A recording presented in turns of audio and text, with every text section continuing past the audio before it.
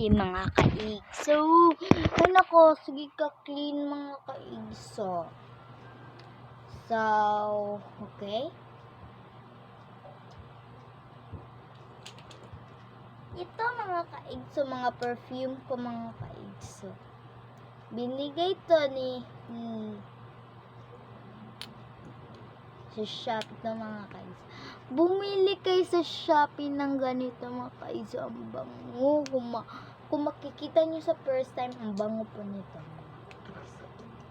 Ito, dalawa po sa akin. Ang ganda siya ng quality. At, ang ganda. At parang candy siya na kinakain ng mga K-pop.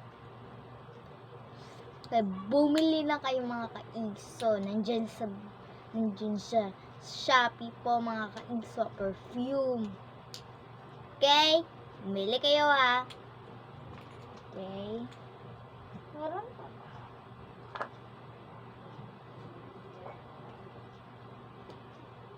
Kasi pa mga kaigso. Hairbrush. Sa Wawa to mga kaigso. Ilan na po ito? Noong 2000